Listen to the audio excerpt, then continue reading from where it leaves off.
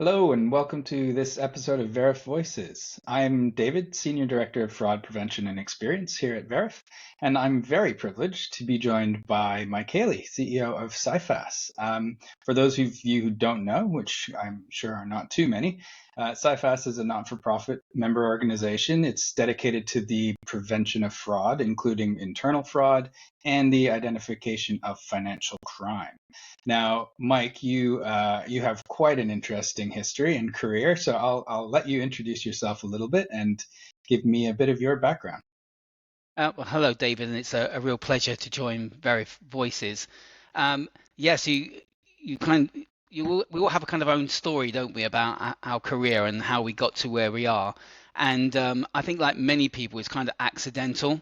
So after I left university with a degree in zoology, there wasn't many jobs. David Attenborough had that kind of world, all canned up. Yeah. Um, and there was quite high unemployment in that kind of late period of the 1980s. So I joined the civil service as a kind of stopgap to until you find out what you really want to do. And they put me into a VAT office, probably seemed to be the least glamorous civil service job you can get, to be a VAT man. However, I actually found it a really interesting kind of introduction to work because you were kind of very young and then forced to go out and visit businesses, scrapyard dealers, gold dealers, shops, businesses, manufacturing. But what happened there is that quite soon I got what they call the revenue nose in customs, where you can sniff out a fraud. And I found my own fraud. And from there, I think senior people went, this guy can sniff out the fraud. And I got put into quite quickly, after about 18 months, into an investigation unit. And that was the start of the career. And of course, VAT fraud. And I was in Northwest London, North and West Collection Investigation Unit, it was called. And in customs, you've got ports and airports, which deal with drug importations mainly and prohibitions. But North and West London doesn't have an airport. So you merely dealt with fraud and big fraud, VAT frauds, excise fraud. So and pretty quickly, I was involved in one of the largest missing trader frauds, a kind of 18-handed conspiracy. And I learned so much about fraud investigation, but I loved it. So that was kind of my introduction, and that was my blood in as an investigator for about 8, 9 years I spent with customs in investigation. Wow. And from there, I kind of moved on actually into a local authority, London Borough of Ealing, to deal with housing benefit fraud because it was like on a promotion, but that really extended my investigation skills because as a customs officer, you have a lot of powers of arrest, Yeah. search. You have a walk-in writ of assistance, which means that you don't even have to go to a magistrate to search properties, like very strong powers. And then to suddenly go to a local authority where you have no powers at all, it's all about Ways and Means Act, as we used to call it, who you know, who you can speak Hmm. to, how you can persuade. So I had this kind of background, first of all, as an investigator. I moved from there to the NHS Counter Fraud Authority when it really started, and I became the regional fraud manager for London. And that was a significant job because there hadn't been a fraud service in the NHS. They'd obviously existed, but no one had looked at it. Of course, as soon as you start looking for fraud, you find it. And in Absolutely. the NHS, what a huge variety of frauds there were. And I think the NHS budget for London was 5 billion, and I had 4 investigators. And but we were suddenly overwhelmed with the amounts of frauds. So again, a really interesting and broadened my scope of knowledge around fraud. And probably one of the key turning points in my career was at the NHS. The chief executive of the NHS Counter Fraud Authority asked me to come from being an operational fraud manager Hmm. into the headquarters to look about helping develop a comprehensive counter fraud strategy. So this was like introducing things like a reporting line, a whistleblowing line.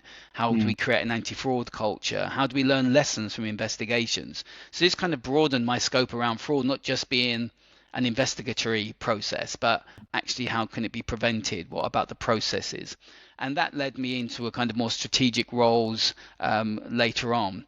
Um, I could go on, but that was kind of my starting point. And then probably the next big job I had from the NHS, I went to what was the Office of Fair Trading? Going back for someone remember this bit, it was our Fair Trading Commission in the UK, and there I was the head of international investigations, if you like, and I initiated the mass marketing frauds team. Now everyone talks about scams, but at that time this was when we were dealing with what we called mass marketing fraud.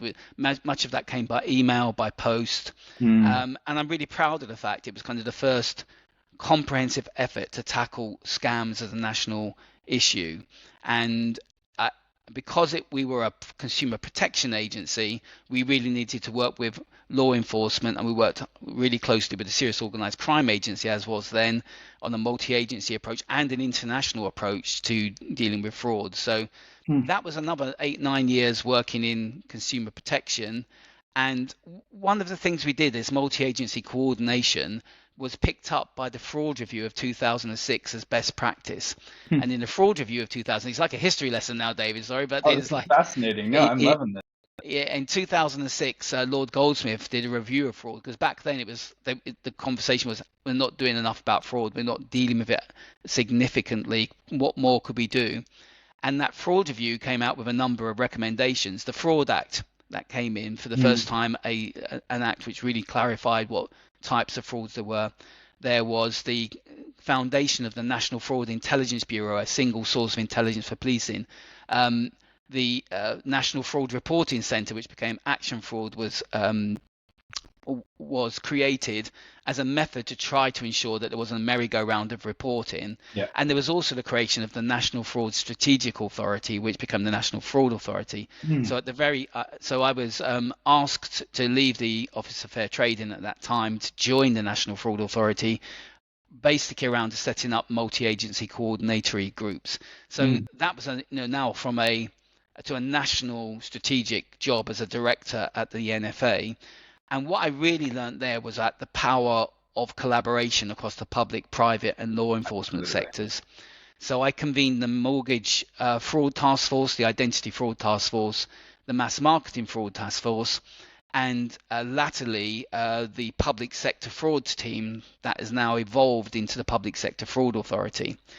Unfortunately, David, as things happen, I thought that was one of the greatest initiatives there had been, to try to coordinate what is such a complex and diverse landscape of organizations, and still is, in terms of who deals with fraud. Multiple law enforcement agencies, the Serious Fraud Office, the City of London Police, the Met Police, now the National Crime Agency, all sorts of regulatory bodies, Companies House, etc. And the coalition government came in and decided that the National Fraud Authority could be a saving. So it was closed down as a money saving initiative. And I think if we look back, millions, if not tens of millions, billions have been lost on fraud, and everyone says we need better coordination. And now those type of organizations being reinvented. So I think it was a short-sighted knee-jerk reaction, which actually cost the UK much more. So I was left looking for a job at that time, David, and I saw that there was a new role of head of fraud and at the Ministry of Defence. So I thought that sounded like a really fascinating challenge. This was trying to bring in an anti-fraud culture across 3 armed forces. So when it's the MOD is not just the civil service, but it's the 3 armed forces, the civil service, thousands of staff and billions of pounds in procurement. And procurement fraud was one of the biggest issues in defence. And I brought in the first counter-fraud strategy there. So really fascinating. But to kind of bring us up to date, about 8 years ago, I joined Cifas as the Deputy Chief Executive, and 5 years ago appointed as the Chief Executive Officer. And I can say without a doubt, David, it's the best role I've ever had. And the reason is, and I think it's about my seniority here as well, is that it provides so much of a potential, a vehicle to have an impact on the problem that I've spent the best part of my working life trying to tackle. And why it's so brilliant, it has one purpose only. You mentioned at the beginning as a not-for-profit. Our only purpose is to fight fraud and financial crime.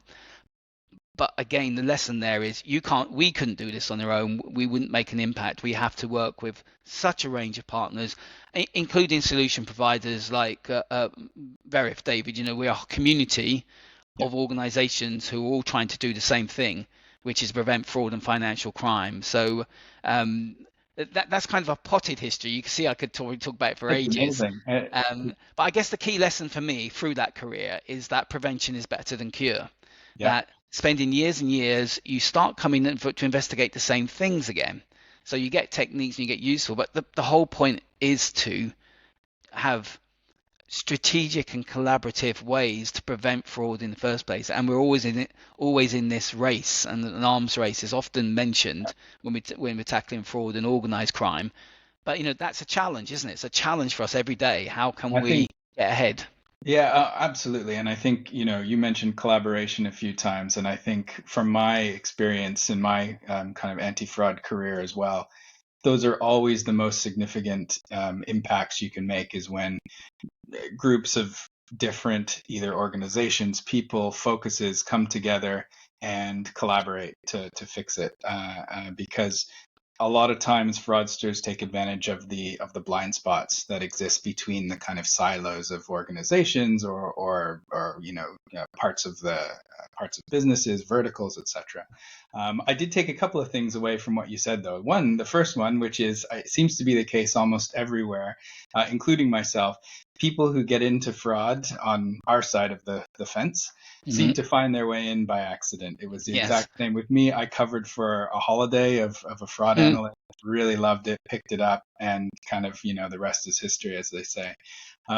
The other thing that struck me from what you were saying is, you've obviously seen a really broad and vast set of fraud across your career, starting very much from, I imagine, quite physical styles of fraud, especially the physical manipulation of things, or theft, or that type of fraud. And you've now seen it transition into much more digital based fraud. And there's still this interesting thread that seems to bring it all together, which is social engineering, right? And you mentioned scams especially, and you can see that thread of social engineering that the fraudsters have used for decades to do the things that they need to do, either themselves or to trick the victims into, unfortunately, doing the things on their behalf. So I think if we think about social engineering a little bit today, because it's happening, I would say more and more, but it could just be as much as ever.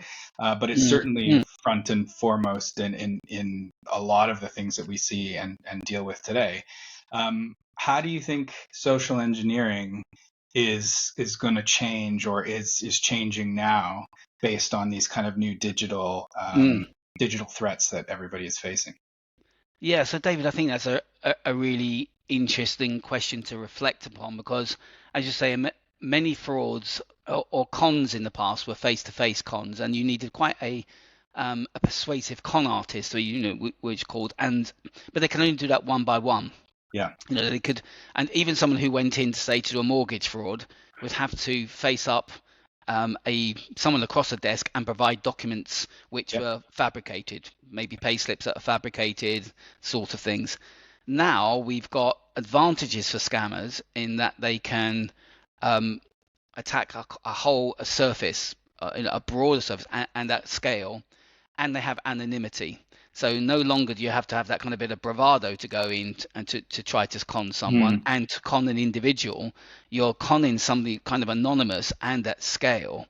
And I think what we also see is that like industry, the utilizing mass marketing methods, emails, phishing emails, smishing, vishing, all the things we see about how millions of people can be contacted at scale at very low cost.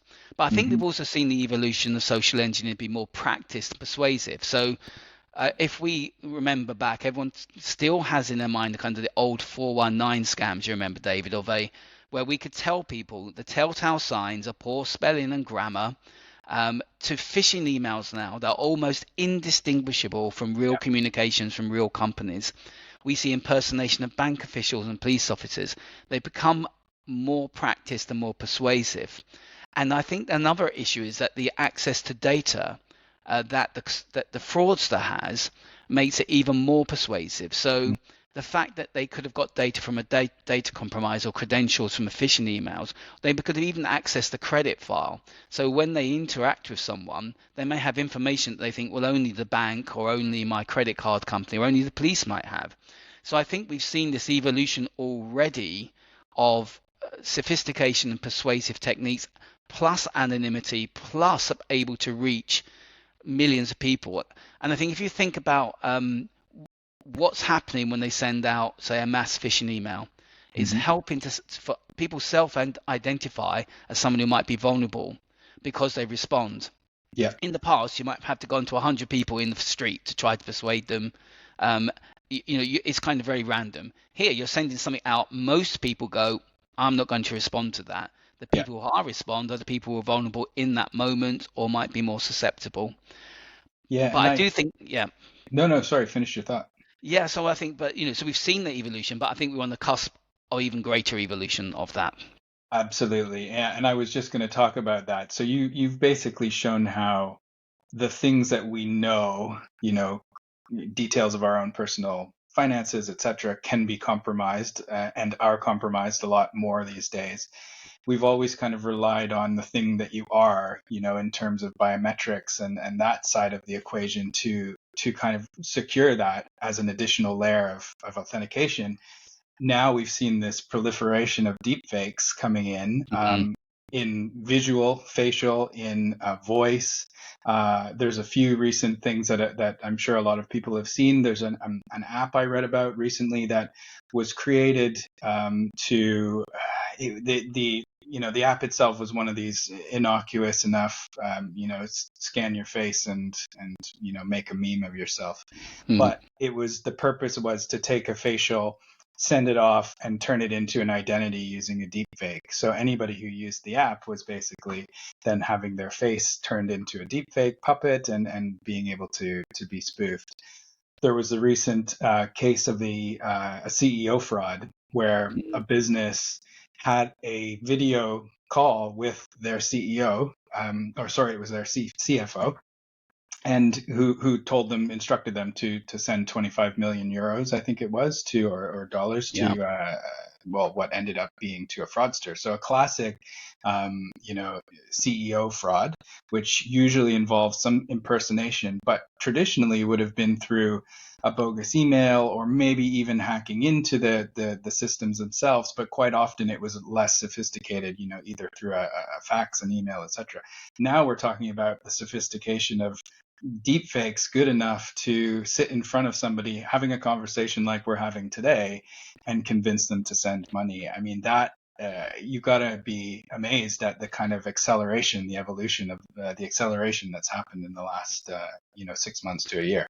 Yeah, and I think it has developed so quickly, even more quickly than those who've been working on generative AI believed we'd get to this stage. So you can imagine how quickly and how more plausible and persuasive social engineering will be when it's not just an email purporting to be from the CEO, which could be spoofed. So the tools have been using spoofing the email headers and the persuasive language and even a phone call. But if that phone call comes back, or it's a video call which looks like the boss telling you to transfer that money, I can see how this is going to be much more plausible. I mean, one of the scary things we have not yet to see, but I think could come, is the WhatsApp mum and dad scam, where the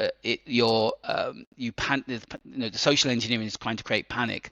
Your child is traveling in Colombia and they've lost their credit cards and they need some money sent and their mobile's been lost and all that sort of thing on a WhatsApp message. It can still be scary enough for people to send that. If that's a video message from what looks like to be your son, daughter, or a relative, friend elsewhere, that's going to be even more persuasive. So I can see we are on the cusp of another evolution of social engineering, and we're starting to see it. But I think also around using AI to evade the onboarding checks. So for creating a fictitious or synthetic identities to get valuable loans, products, bank accounts, credit cards, any sort of product through the onboarding journey brought in now to identify a genuine individual based on selfies and documents. Now, we've already seen very good, high quality fake identity documents being produced by AI, plus this kind of selfies, videos, all the things we've been bringing in, or technologists have been bringing in, like when we brought in facial recognition to then have liveness checks and others. We're going to have to up our game yet again, aren't we? And to be able to detect those. So we think we're just kind of getting, on top of a problem, and technology, which, fraudsters are always one of the first to adopt new technologies, but without any of the thoughts of what we're having to do around ethics of AI and how we use AI in ethical ways, how we keep data secure, how we keep people's personal information secure. They just jump ahead of that. But it's just, that's what makes this world fascinating, David, in my view, is that we have got an adversary who is smart, creative, and innovative, which gives us the challenge to be even smarter, more creative. But coming back to your first word about collaboration, we can only do that as a community. We are smarter as a community. We've got better people who are technologists. We've got better people who are thinking about this. Smart people in organizations to see how can we utilize AI, how can we utilize good identity verification methods to put up our barriers even higher. Yeah, so let's talk a little bit about that. Related to what we've been saying, we're almost facing this kind of new and perfect storm right now, where we've got access to sensitive information is seemingly, easier to get with data breaches, etc. It's pretty widely accepted that most people's information is available on the internet by now, right? So there's very little we can hide. Second is the social engineering side of things has become so much more powerful, because even in our business, you mentioned identity verification, we've seen plenty of cases where something as innocent as a WhatsApp conversation with somebody who you think you're romantically involved with, a typical romance scam, but just by sending them a selfie to say, hey, look at me today, here's my selfie, they are using that now to create a digital identity. So social engineering, and then the ability to turn that into something very, very realistic. I think you couple those two things with the kind of automation side of things, and this is something that I've been thinking about a lot recently, is that if you imagine if I can automate my attack, so I can take, a database of 1,000 credentials, generate 1,000 fake identity documents using AI, and 1,000 corresponding selfies, movements, whatever I need to do, I am immediately able to attack on a scale that was not possible before. And it kind of goes back to what you said at the very beginning. Before, you had to be face to face. It was like a very linear thing. You were one to one, and then you had to try to complete that con and move on to the next one. If I can do that 1,000 at a time sitting behind my desk, it's a worrying thought, right? So I guess my question is, what can we do about this, right? We've talked collaboration, and I definitely think that's critical. But what do you think we can do to make a real difference? Yeah, so I think that this is the other side of the two things that I've seen at Cifas over the last nearly decade, is this increase in identity fraud. So we talked about the scam issues, so the evolution of scams, but this significant increase in identity fraud each year on year. Identity fraud has been increasing. In fact, last year, David, but we on the National Fraud Database, there are 409,000 cases filed last year of fraud, 260,000 of which were identity fraud. So whilst we've been talking around scams a lot, and perhaps rightly so, because there has been huge losses once faster payments were brought in, they have been using identities to obtain particularly things like online accounts, mobile phones, as well as opening bank accounts. And all part of this is a picture of how do you get information to make what looks like a credible identity. Absolutely. So I absolutely agree with you that identity fraud is a significant problem now, and we could see it actually escalating when we. So how do we go about that? So one thing we're working at the moment, we're just developing a beta testing is around what we call identity protect. So trying to put, and what that's will do is putting the consumer back into the genuine identity, if you like, back into the chain. So you can get the information around impersonating someone. So this is going to stop is going to help to stop the impersonation of a genuine individual. So I think there are two issues here to be dealt with: the synthetic identity and the genuine identity. So even though a lot of synthetic identities have lots of genuine information, of course. Yeah. Yes, but if we look at I want to impersonate David Divit, and I'm going to get a credit card or a loan in your name, and I'm going to get the benefit. At the moment, I could get all that information, make those applications online, go through all the processes, and have information to impersonate you. So the app will be such that you'll then get a message. We'd know you'll register as the genuine David Divit, and if someone applied for a Barclay card in your name, it would ask you, are you applying for a Barclay card, David? And you'd be put back in a position of power to say, that's me or not me. And so we're testing that as an identity protect. So we have something called protective registration at the moment, and we've had that for a long time, where there's a marker on your name if you've either had your identity compromised, maybe you responded to a phishing email, and it's a protective, and it brings it back. What that does is bring in a lot of friction into the journey because we have to reach out to you. This will kind of reduce the friction, but also give you some power, so that instead of once your identity has been stolen, used, you then have to pick up the pieces and then 6 weeks later say to Barclaycard, I don't owe you £10,000, and all the other cards and online accounts, and suddenly your credit rating's through the floor and you're having to persuade someone you're not a fraudster. This will put you back in, it puts the citizen back in the driving seat. So that's what we're doing around creating what we call identity protect. And it was basic thinking about, as you mentioned earlier, all our data is basically has been compromised. Our data is being traded all the time. So many breaches, so many phishing emails. People don't realize half the time when they've clicked on the link and all it asks for is to fill in a form, that this is trying to these are criminals trying to get your information to build a picture. So that's one input. I mean, on synthetic identities, David, I'm really kind of interested in companies like yourselves and how you can help industry and even services that we create to be more secure, because we would want to onboard the genuine David Divit for our identity prevent. So there's that is where that's not what we do in terms of the technology to be able to verify, but what we do is once we have the information, how can we utilize it to protect organizations? Because at the end of the day, David, mostly if your identity is stolen, you will be able to prove eventually it wasn't you, but that money's been lost. You know, the mobile phone company, the bank, they've lost that money, and the criminal has got that money. And we always have to think that the purpose of all this is that the criminal wants to earn easy money and do with it what they wish.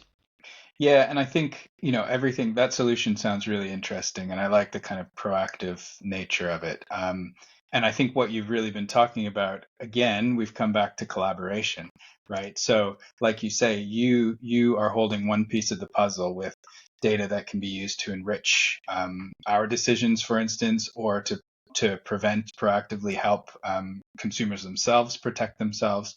We are doing a component of the puzzle that verifies and validates when somebody wants access to these services. And I've seen there are ecosystems starting to, I think, emerge where the different players will be able to play their part, the part that they're the strongest at, and then all come together to provide the best kind of holistic solution to the consumers at the end of the day, and of course the businesses that house them. So I really like that almost all of our discussions have kind of come back to this collaborative nature, because I think anybody who's been in this game for any time at all realizes so quickly how, as soon as you can break down the silos that exist between all of the different parties, you get immediate benefits because you're not blind to the tactics that fraudsters employ, which is attack one until they catch on, move to the next one, do the same thing, right? You just mentioned it. they want access to, it's the path of least resistance. That's what they always follow, which means as soon as they get a bit of resistance they'll go to your competitor, or they'll go to another industry and do the same thing, and even use the same identities, use the same information that they've taken before, right? That's a very easy and powerful way for them to exploit, buy once and use multiple times. If we're not collaborating as an industry across these different types of fraud prevention specialists, that becomes easy for them. I really like how we keep coming back to this. David, I guess we try to think what's our role in that ecosystem, and I think that our role and how I see the organization is that all solutions need data. And the more data you have, and having a monopoly of data in terms of fraud and fraud risk or financial crime risk is a benefit for everyone if we can concentrate that. But we don't have a monopoly of how that can be used in technologies to identify and verify identities or identify fraud. So we're always agnostic on how can we provide that data for the common use of our end users, if you like, the members of our organization, industry, public sector, whoever, those who are attacked by fraud. And I think that's where the kind of ecosystems create, because if you've got concentrations of really useful data, and then people can utilize that data with machine learning tools, with algorithms, then you've got people doing to their specialism. So our specialism is data and data governance. It's not technology. But what we need to do is be helping others and providing that data in to solve the problem that we're trying to face, which is the fraud and financial crime problem. Yeah. And so I'll ask you a question, and I think I know the answer. Well, the observation is the first thing you run into, the first challenge you run into when you want to deal with data and you want to deal with collaboration and therefore kind of sharing of data, is this kind of fear, especially from, regulatory policy, et cetera, that says, whoa, we can't share data. We have to, there are a lot of hurdles that are put in place. And especially as you get into the kind of biometric side of things, right? There's an obvious, and you can see the reason why, but there's a very strong kind of hesitant feeling that you get from everybody as well. We got to be very cautious with this. Good reason behind it, but also puts up a lot of hurdles for people like you and I and all the others in the industry to really be as effective as we could be. Do you think there's policy change that could go further to help in these types of situations? Yes, there is, and I think we're also seeing it. I think that the scale of fraud and financial crime, the impact of money laundering is trillions of pounds or dollars around the world, and it sustains other harmful activities, people trafficking, the drugs trade, so. And the scale of fraud, now 40% of crime here. I was speaking to some colleagues from Singapore yesterday. It's 50% of all crime. Wow. That is where everything's going. So I think there's this balance and the political understanding now that crime has changed. Acquisitive crime is no longer mainly around theft and burglary, robbery. It's around fraud. That's where criminals are putting their effort in.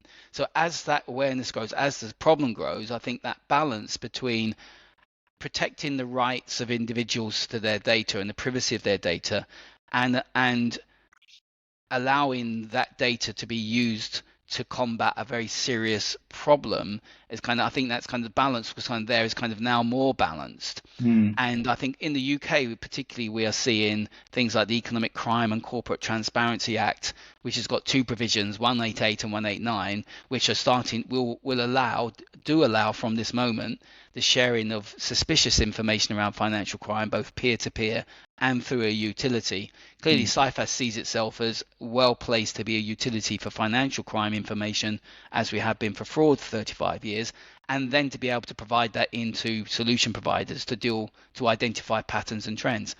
But I think what we need to get better at, David, in that kind of whole argument for having clear gateways and trust and confidence to share information, is that we need to be better at arguing the fact that sharing this information protects innocent parties.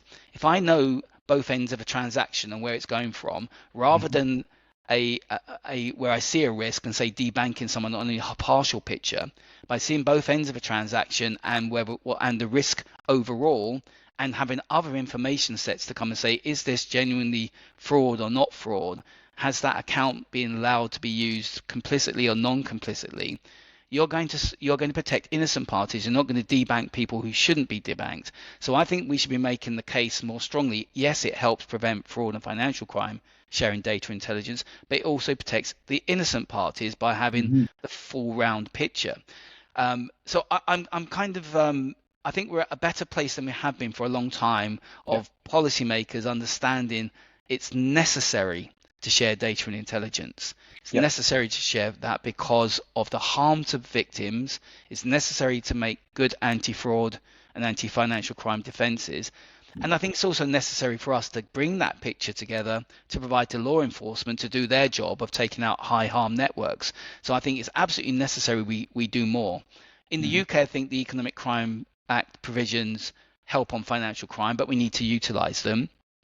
And very interestingly, I think we're starting to see changes happen elsewhere. So in Europe and Ireland, for example, they're looking to bring in specific provisions in their law, their data protection law, to allow the sharing of fraud and financial crime information. I think we'll see more and more of that as different jurisdictions say we've got to balance up sharing information to prevent this significant problem. But of course, we have to do that in a responsible way, which is transparent for individuals, so that we don't have adverse consequences for innocent parties can be addressed. Yeah, I think so. I think that's exactly right. And actually, I think the UK has been, tend to be relatively kind of forward looking, and compared to some other countries, there are a lot more abilities to achieve this kind of data sharing. But as you say, we need to keep it moving as well, right? You can't sit still. Things like biometrics become more and more important as we get into this whole, deepfake discussion. So if we don't have good mechanisms to help work with that very, very sensitive data, we'll again fall behind. Interestingly, we did a survey recently, which will have some results coming out soon. But what it shows is that consumers themselves are becoming much more comfortable with these types of advanced techniques like biometric authentication and using that type of data to keep their accounts safe, right? So they are much more willing, and they see the benefit of it as well, which I think is a bit of a shift from even a few years ago. I guess if we're talking a little bit about consumers, and we'll just kind of start to wind down our discussion a little bit, the fraud itself is one of the few crimes where victims can almost be blamed. And I do think this has changed. Like, we've seen a lot of change, especially in the US, in how they talk about scams, whereas before they were, not regarded fraud, and now they're actually treated as fraud. But I think it's really important that we talk about how do we change the way we talk about fraud. How do we move away from this language that kind of undermines the severity of it and really shows that victims are truly victims here? There's some extremely sophisticated social engineering and technology that's used to commit these crimes. Any thoughts on that? Yeah, I think there's some interesting work. I think it's Professor Elizabeth Carter at Kingston University, if I'm not mistaken, has started doing some research into the way we talk about victims. Even the use of word scams, I think, is kind of being challenged as it's a kind of Daily Mail type word because it's kind of understandable, but it kind of resonates with a kind of Del Boy activity where we're kind of like, oh yeah, it's just a little bit dodgy rather than it's fraud and it's criminal activity. And a lot of what we're dealing with is organized crime.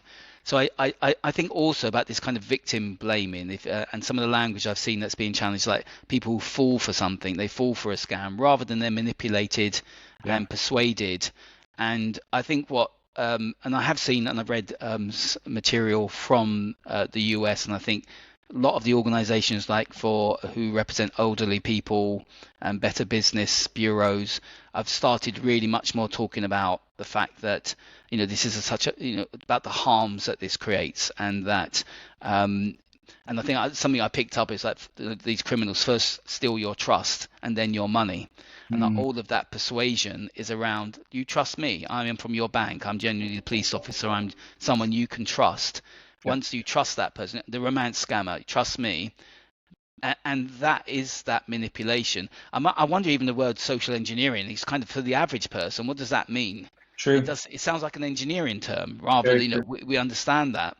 But I think you're right, and we probably have to go down the same pathway as domestic violence victims had 30 or 40 years ago, where it was like, well, that's a domestic incident. It's, there must have been a row.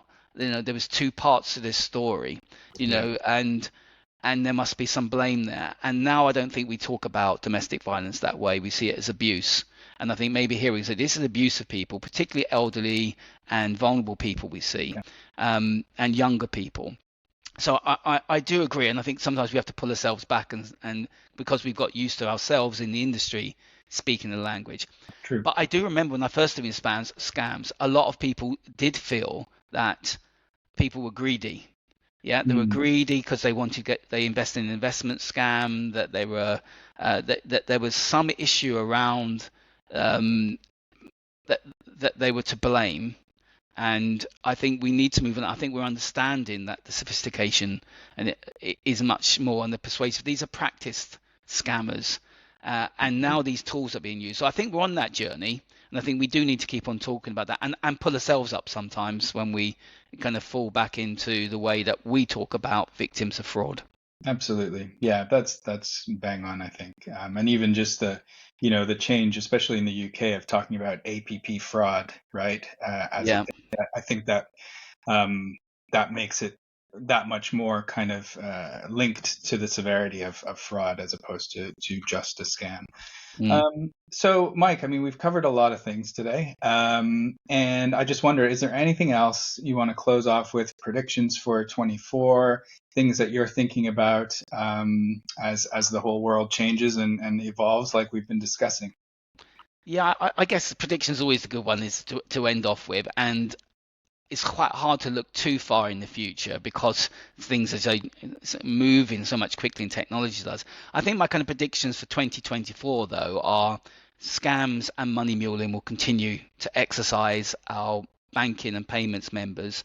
And what we're doing in response to that, we are be launching quite soon in the next couple of months a victims of scams database, because we know that victims, we won't call it victims of scams, but victims of APP fraud are re-victimized. Once someone they know that they can manipulate someone to release money from one account, they will come back for all their accounts. So I think that's going to be useful. And we're launching very soon a beneficiary check-in service, which means that organizations in the payment space will be able to check both ends and communicate instantly.